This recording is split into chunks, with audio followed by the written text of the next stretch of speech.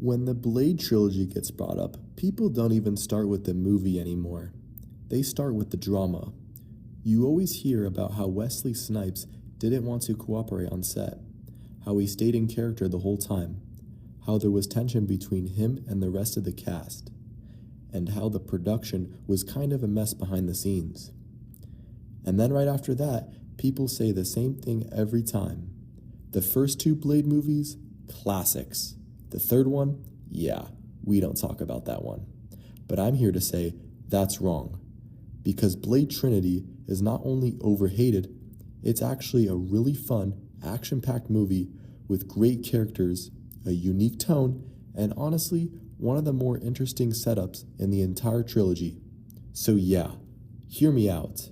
Coming off the original Blade and Blade 2, the franchise had already built this dark, horror-heavy world. The tone was serious, gritty, violent. Blade was basically this lone hunter operating in the shadows. But Blade Trinity does something different. It expands the world. And right from the start, you feel that shift. The movie opens up with the resurrection of Dracula, or more accurately, Drake. And this is where I think people completely miss what the movie is trying to do. Drake isn't just another vampire. He's the original, the blueprint. And the fact that vampires are literally digging him up like some ancient weapon tells you immediately, this is not business as usual. There's a bigger threat now. And the tone here still feels dark, still feels serious, which already contradicts the idea that this movie isn't Blade anymore. Then we get one of the most underrated story decisions in the entire trilogy. Blade gets framed, and suddenly, he's not just fighting vampires. He's being hunted by the FBI.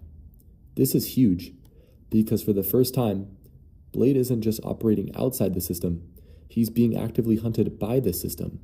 And it makes total sense. If vampires have infiltrated society, which we already know they have, then of course they're going to weaponize law enforcement. Of course they're going to turn the public against him. It makes the world feel real. It adds pressure. Blade is now trapped on both sides, hunted by vampires and humans. That's a great escalation. Now, this is where the movie shifts, and where people either love it or hate it. We meet the Night Stalkers, including Ryan Reynolds as Hannibal King, and this is one of the biggest criticisms people have. They made Blade funny. They ruined the tone, but I completely disagree, because what Reynolds brings to this movie is energy. Before Deadpool, before all that, you can already see it here. The sarcasm, the timing, the nonstop commentary, and it works, because the first two movies were entirely humorless.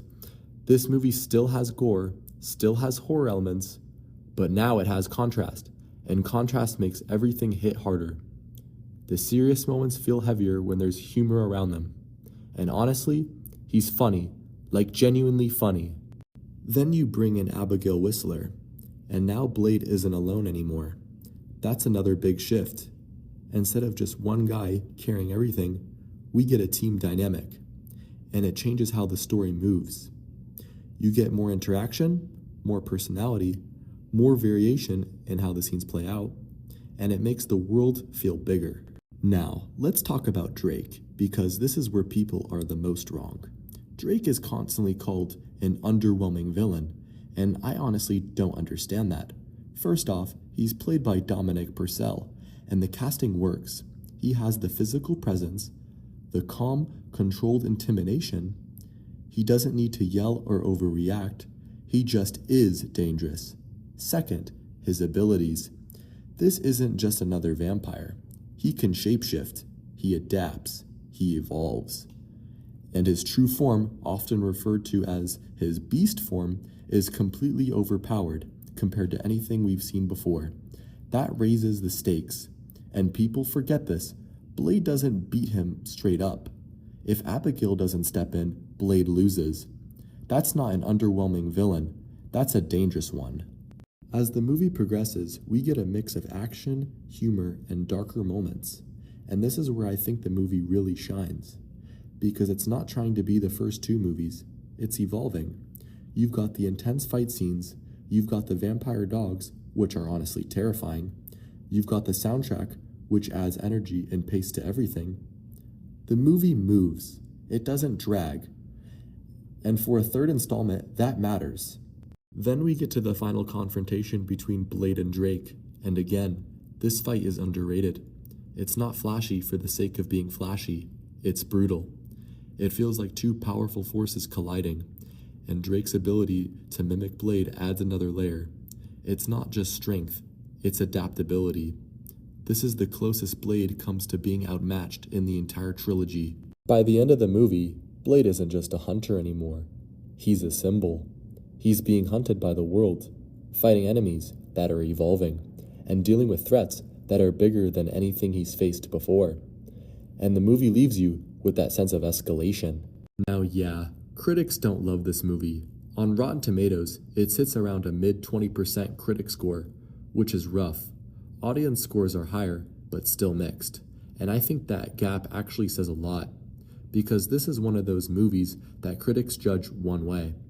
But viewers who actually watch it for what it is, an action-heavy, character-driven vampire movie, get way more out of it. So no, Blade Trinity isn't perfect, but it's not bad, not even close. It took risks. It expanded the world. It introduced new characters that actually worked. It added humor without completely losing the edge. It gave us a villain that was legitimately dangerous. And honestly, a lot of the hate comes from expectations. People wanted to see Blade 2 again, but this movie tried to be something different. And for that, it gets way more hate than it deserves. Everyone loves to say this is where the trilogy fell apart. I think this is where it changed. It took a different direction, brought in new energy, new characters, a new tone, and instead of meeting it halfway, people just wrote it off. But if you actually go back and watch it without comparing it to the first two the entire time, you start to see what it's really doing. And honestly, it works a lot more than people give it credit for. So no, it's not perfect, but it's not a failure either. And if you've been sleeping on Blade Trinity, it might be time to give it another shot. And if you enjoyed this, and you like taking a second look at movies people wrote off too quickly, go ahead and subscribe. I've got a lot more of these coming.